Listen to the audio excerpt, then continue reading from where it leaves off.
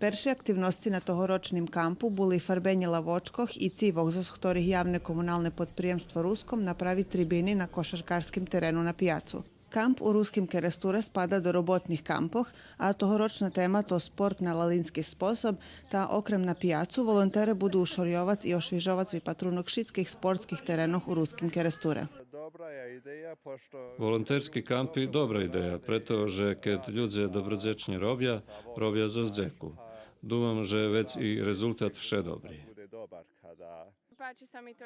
Пачише ми, že стретам нових ľudzoch, видим нові места і že можем помогнуць. То mi перший приграничний камп і крашня mi u Ruskim Keresture.